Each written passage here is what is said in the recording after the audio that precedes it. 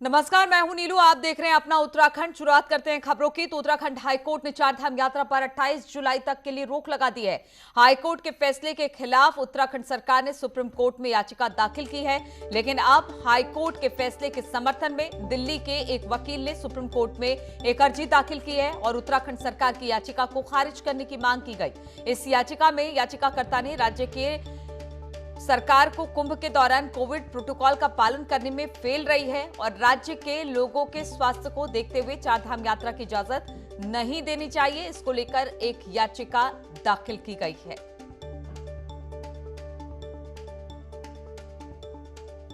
बातचीत करने के लिए सुशील हमारे साथ जुड़े हैं। सुशील, हाईकोर्ट का जो फैसला था चारधाम यात्रा को उस पर रोक लगाई थी, उसको लेकर सरकार पहुंची थी सुप्रीम कोर्ट, लेकिन इस बीच एक और याचिका आ गई है। क्या है इस याचिका में और क्या कुछ कहा गया है अब इसके बाद कोर्ट की तरफ से?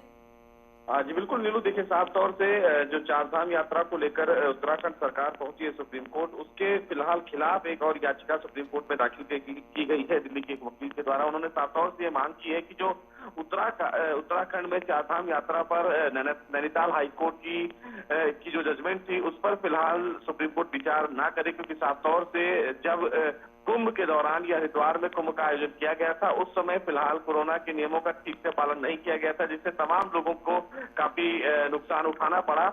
और कहीं ना कहीं अगर ऐसा चारधाम की यात्रा की इजाजत को लेकर सुप्रीम कोर्ट कोई आदेश देता है तो फिर उत्तराखंड के तमाम नागरिकों को इस प्रकार के खतरे से जूझना पड़ेगा। तो निश्चित रूप से कहीं ना कहीं उस पूरी याचिका पर सुनवाई करने से मना करने की मांग की गई है दिल्ली के एक वकील के द्वारा। तो देखना बेहद अहम होगा कि जब सुप्रीम कोर्ट इस पूरे मामले पर सुनवाई करता है तो इस पूरी अर्जी को लेकर क्या कुछ अहम आदेश जारी करता है। तो अभी फिलहाल कब है अगली इस पर सुनवाई? तो ये माने जब तक सुनवाई नहीं होती, फैसला नहीं आता, तब तक तो चारधाम यात्रा पर रोक जारी रहेगी? बिल्कुल नीलू, देखिए साफ तौर से क्योंकि चारधाम यात्रा पर रोक का जो आदेश था वो नैनीताल हाईकोर्ट का था, वो अभी तक बरकरार है और इसी के खिलाफ फिलहाल उत्तराखंड सरकार ने सुप्रीम कोर्ट में अर्जी दाखिल की थी। सुप्रीम कोर्ट में उत्तराखंड सरकार की तरफ से ये कहा गया है कि चारधाम यात्रा वहाँ के जो लोग रह रहे हैं उनकी जीविका का एक साधन है, लेकिन जो ये याचिका दाखिल की गई है नीलू, ये उसी चारधाम यात्रा को लेकर कहा गया है कि अगर चारधाम यात्रा शुरू की जाती है तो उनकी जान को खतरा होगा।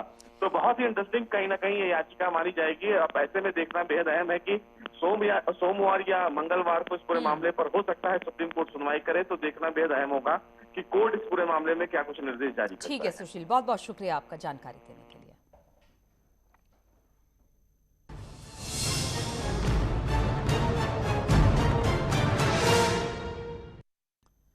और कोरोना गाइडलाइन को लेकर सरकार पूरी तरह से सख्ती बरत रही है, लेकिन लोग हैं कि फिर भी नहीं मान रहे हैं। आज भी हरिद्वार में हर की पैड़ी पर बड़ी तादाद में लोग पहुंच रहे हैं। वहां पर ना तो किसी तरह की कोई सोशल डिस्टेंसिंग का पालन हो रहा है और ना ही लोग मास्क पहने दिखाई दे रहे हैं। इस तरह की लापरवाही कोरोना के संक्रमण को दोबारा फैला सकता है, लेकिन लोग लापरवाही से बाज नहीं आ रहे हैं। सरकार की सख्ती भी इन पर बेअसर साबित हो रही है।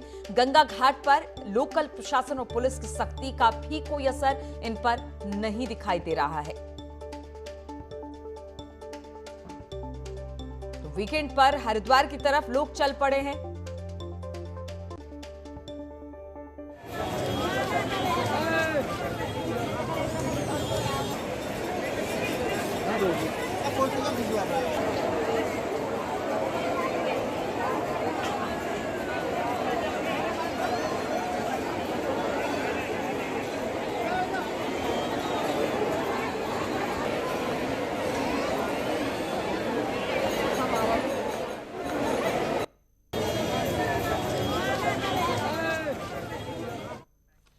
तो किस तरह से वीकेंड में पहाड़ों के पर्यटन स्थलों पर बढ़ती भीड़ को लेकर उत्तराखंड सरकार सख्त हो गई है। मसूरी जाने के लिए 72 घंटे पहले की नेगेटिव आरटी-पीसीआर की रिपोर्ट लाना जरूरी होगा। साथ ही स्मार्ट सिटी पोर्टल और होटल बुकिंग का प्रमाण भी आपको दिखाना होगा। यह आदेश सोमवार सुबह 8 बजे तक लागू रहेगा। वहीं कैंपटी फॉल पर एक समय पर सिर्फ आधे घंटे के लिए 50 लोगों को जाने की इजाजत मिलेगी। जिला प्रशासन का कहना है कि अगर लोग नहीं माने तो फिर कैंपटी फॉल को ही बंद कर दिया जाएगा।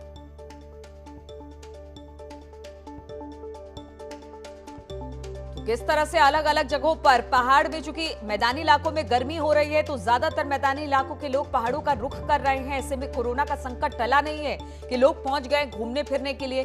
घूमने फिरने तो जा ही रहे हैं, साथ में इनको कोरोना के नियमों का पालन करना होगा, लेकिन इसके बावजूद भी वहां पर किसी तरह की सोशल डिस्टेंसिंग नहीं दिखाई दे रही है, कोई मास्क लगाए नजर नहीं आ रहा है, यानी इनको कोरोना की बिल्कुल चिंता नहीं है। ऐसे में अब जो सरकार है, जहां पर चाहे वो बात की जाए उत्तराखंड की, हिमाचल की, हमने हिमाचल में भी कुछ इसी तरह से देखा है, तो हर जगह की सरकार अब इसको लेकर चिंतित है कि आखिर किस तरह से कोरोना के नियमों का पालन कराना चाहिए। इसलिए तरह तरह के नियम भी अब बनाए जा रहे हैं। आरटी-पीसीआर रिपोर्ट का कहा जा रहा हवाला देकर कि उत्तराखंड में जो लोग आएंगे मसूरी की तरफ, वो कम से कम 72 घंटे का आरटी-पीसीआर रिपोर्ट अपने साथ लेकर आए। और इसी पर बातचीत करने के लिए भारती सकलानी हमारे साथ जुड़ गए हैं। भारती, राज्य सरकारों की चिंता बहुत ज्यादा बढ़ गई है क्योंकि एकाएक बहुत सारे लोग अब पर्यटन नगरी में पहुंचने शुरू हो गए हैं। ऐसे में किस तरह के नियम तो बन रहे हैं, लेकिन क्या उसको फॉलो करवाया जा रहा है सही तरीके से? लोग मान रहे हैं इसको? देखिए कोशिश यहाँ पर पूरी की जा रही है। पुलिस की टीम यहाँ पर डेप्यूट है और ये आप लाइन जो देख रही हैं वो मैं सबसे पहले बताऊं कि ये जो लाइन है ये फॉल में जाने के लिए है, क्योंकि कैंपटी फॉल में से 50 लोगों को ही जाने की यहाँ पर परमिशन दी जा रही है। और ये लंबी कतार आपको ये दिख रही होगी, आधे घंटे तक का लोगों को इंतजार करना है, क्योंकि हर आधे घंटे के बाद 50 लोगों का नंबर आएगा और फिर 50 लोगों को ही अंदर जाने की परमिशन यहाँ पर दी जा रही है। और बहुत ज्यादा मैं कह सकती हूँ कि जो एक घंटे में हम सफर तय करते हैं देहरादून से मसूरी का, उसमें 3.5 से 4 घंटे तक लग जा रहे हैं। आप समझिए कितना रश जो है वो यहाँ पर देखने को मिल रहा है। अब हम नीचे की भी तस्वीरें अपने दर्शकों को यहाँ पर दिखाना चाहेंगे कि किस तरीके से वहां पर नियमों का पालन करवाया जा रहा है। तो ये कैंपटी फॉल के लिए अगर हम यहाँ पर बात करें तो ये लोग इंतजार करते हुए आपको यहाँ पर दिख पा रहे होंगे। इसके अलावा फॉल में यहाँ देखिए सिर्फ 50 लोगों को ही जाने की परमिशन है। तो वही जो नियम है वो यहाँ पर पालन करवाने की कोशिश में पुलिस की टीम लगी हुई है। और एक पुलिस की टीम आपको ऊपर भी नजर आएगी जो यहाँ पर लोगों को बार बार सचेत कर रही है। यहाँ पर अनाउंसमेंट्स किए जा रहे हैं लोगों को कि जैसे ही वो फॉल से बाहर आते हैं तो वो मास्क यहाँ पर लगा ले। देखिए कोरोना का खतरा टला नहीं है और उसके मद्देनजर सतर्कता बहुत ज्यादा जरूरी है, क्योंकि जिस तरीके से टूरिस्ट आ रहा है, रश यहाँ पर हो रहा है, वो नॉर्म्स को पालन करवाना एक सबसे बड़ा चैलेंज यहाँ पर बना हुआ है। भारती, बिल्कुल, अगर कैंपटी फॉल की बात की जाए, बहुत ही छोटी सी जगह है और बहुत सकरा रास्ता है। आपने दिखाया भी किस तरह से लोग वहां पर लाइन लगाकर खड़े हैं। ऐसे में क्या लोगों से जब आपने बात की, किसी तरह का उनमें डर दिखता है क्या? क्योंकि जो तस्वीरें आप दिखा रही हैं उसमें तो बिल्कुल नहीं लग रहा है कि किसी तरह का कोई कोरोना है। पहले ही जैसा माहौल है, जबकि कैंपटी फॉल में हजारों की तादाद में लोग पहुंचते थे। तो डर है मन में जरा भी इनके?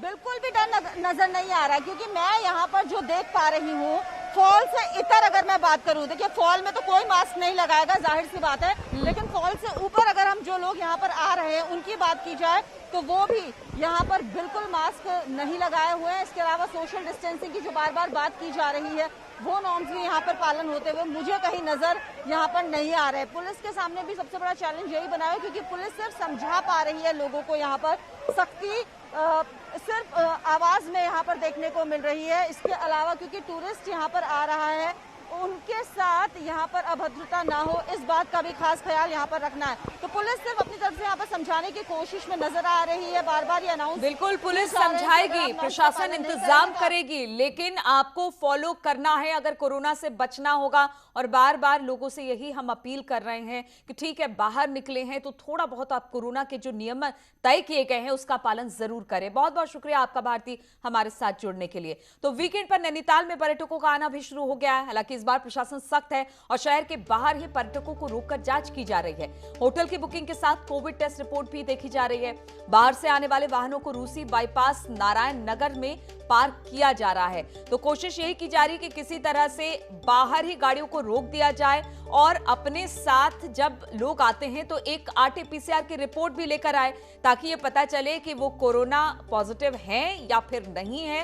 तो उसको लेकर भी तमाम तरह के इंतजाम किए गए हैं प्रशासन की तरफ से।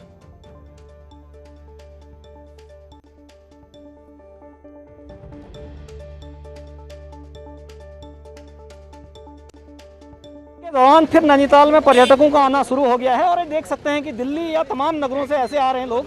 हालांकि उनको बताया जा रहा है कि आप यहाँ पर गाड़ियों को पार्क करें और उसके बाद नैनीताल शटल सेवा से जाएं। ये रूसी बाईपास का इलाका है। ये देख सकते हैं कि इस तरह से जो पर्यटक हैं वो काफ़ी दूर दराज से यहाँ आए हैं और उनको बताया जा रहा है कि आप शटल सेवा कहाँ से आप लोग आए हैं, क्या दिक्कतें हैं? हम सर हिसार हरियाणा से आए हुए हैं।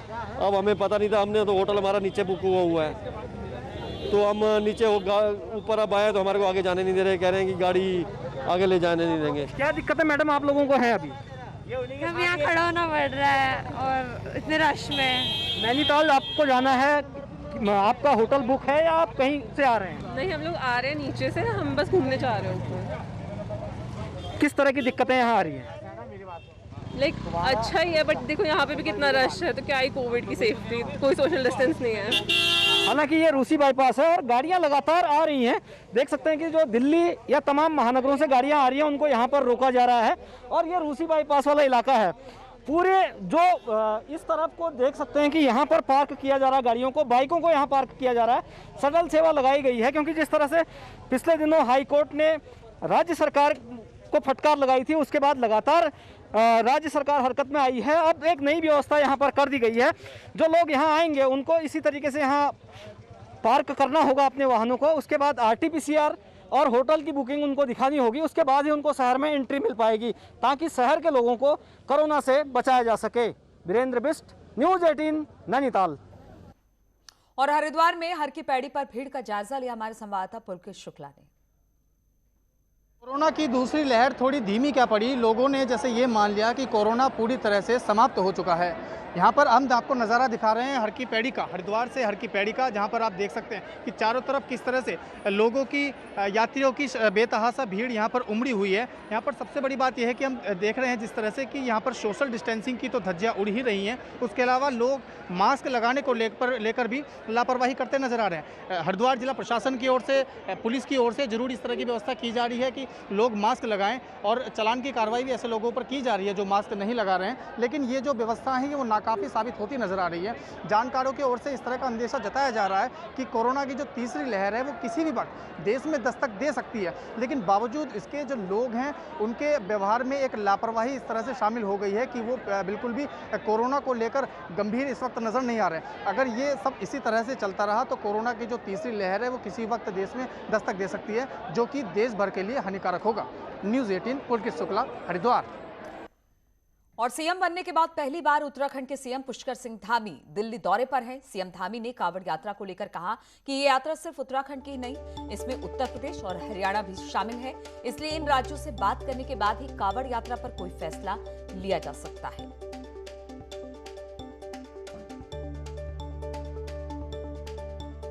कांवड़ यात्रा के बारे में, चूंकि केवल उत्तराखंड की यात्रा नहीं है, उसमें उत्तर प्रदेश, हरियाणा और मध्य प्रदेश, दिल्ली, कई सारे प्रदेश आते हैं। उन प्रदेश के लोगों से बात करके एक सहमति बनाई। और दिल्ली पीएम मोदी से मिले सीएम, प्रधानमंत्री मोदी से सीएम धामी की मुलाकात हुई है। 1 घंटे से ज्यादा चली है बैठक। विकास कार्यों को लेकर चर्चा हुई है। बैठक में सीएम के साथ मौजूद रहे हैं मुख्य सचिव। तो खबर दिल्ली से आ रही है जहां पर पीएम मोदी से मुलाकात हुई है सीएम धामी की। प्रधानमंत्री मोदी से सीएम धामी की मुलाकात करीब 1 घंटे चली है। बताया जा रहा है कि इस बैठक में विकास कार्यों को लेकर चर्चा हुई है। बैठक में सीएम के साथ मुख्य सचिव भी मौजूद रहे।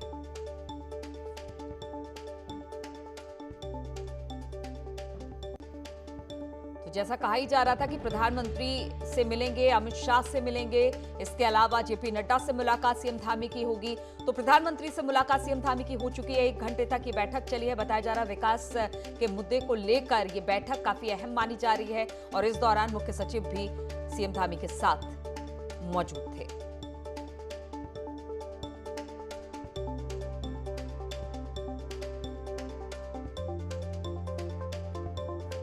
हालांकि सीएम धामी ने कहा है कि ये शिष्टाचार के तौर पर ये सारी मुलाकातें हैं, क्योंकि कई केंद्रीय मंत्रियों से भी मिलने का उनकी चर्चा हो रही है। अलग अलग वक्त इनको मिला है। प्रधानमंत्री मोदी से मिले हैं, उसकी तस्वीरें हम आपको इस वक्त अपने टीवी स्क्रीन पर दिखा रहे हैं। बातचीत करने के लिए राजीव तिवारी इस वक्त दिल्ली से फोन लाइन पर हमारे साथ जुड़ गए हैं। राजीव, 1 घंटे मुलाकात चली है, क्या बात हुई प्रधानमंत्री के साथ, कुछ पता चल पाया है? बिल्कुल, अगर देखा जाए तो मुख्यमंत्री बनने के बाद पहली बार दिल्ली दौरे पे है सीएम पुष्कर सिंह धामी, और यह मुलाकात जो है बहुत ही महत्वपूर्ण माना जा रहा है, क्योंकि इस मुलाकात में मुख्यमंत्री के साथ उत्तराखंड के जो मुख्य सचिव हैं वो भी मौजूद रहे हैं। उत्तराखंड के डेवलपमेंट पे चर्चा हुई है, क्योंकि उत्तराखंड में जो प्रधानमंत्री का ड्रीम प्रोजेक्ट है बाबा बद्रीनाथ और बाबा केदारनाथ के जो वहाँ पे डेवलपमेंट हो रहा है उस पर फोकस है प्रधानमंत्री का, तो इस पे भी चर्चा हुई है। साथ ही आने वाले समय में विधानसभा चुनाव है, किस तरह से चीजों को मैनेज करना है, किस तरह से चुनावी मैदान में जाना है, तमाम महत्वपूर्ण मुद्दों पर चर्चा हुई है। जी ठीक है, बहुत बहुत शुक्रिया आपका राजीव जानकारी देने के लिए। तो बहुत सारे ऐसे मुद्दे हैं जिस पर चर्चा हुई है और बहुत सारे मंत्रियों के कैबिनेट मंत्रियों के साथ आज मुलाकात है धामी की।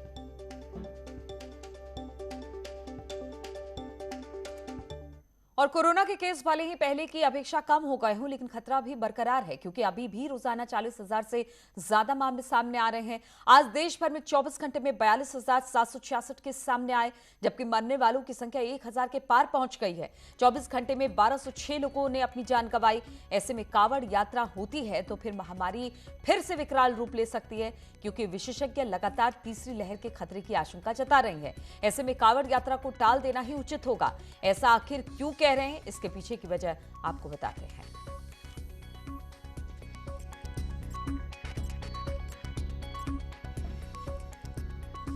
तो क्यों आखिर कांवड़ यात्रा पर रोक लगाने की बात हो रही है? क्योंकि कांवड़ियों की भीड़ से संक्रमण फैलने का खतरा हो जाएगा।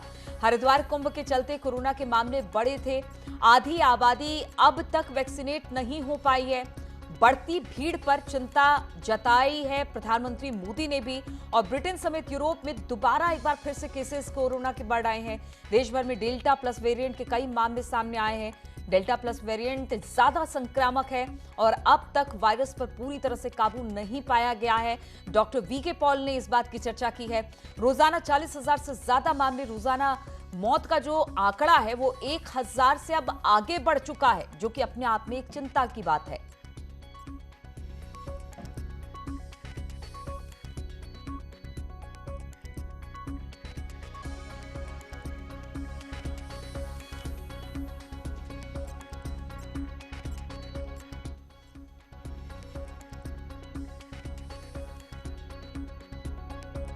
कांवड़ियों की भीड़ से संक्रमण फैलने का खतरा है, क्योंकि हमने देखा था कि कुंभ जिस तरह से आयोजित किया गया था उसके बाद बहुत तेजी से कोरोना के मामले बढ़े थे। इसके अलावा कहा यह जा रहा है कि आधी आबादी अभी तक वैक्सीनेट ही नहीं हुई है। ऐसे में कांवड़ यात्रा को रोक देना चाहिए। वीके पॉल, जो कि टास्क फोर्स कोरोना को लेकर बनाई गई है, उसकी अगुवाई कर रहे हैं, उन्होंने ये सारी चेतावनी दी है।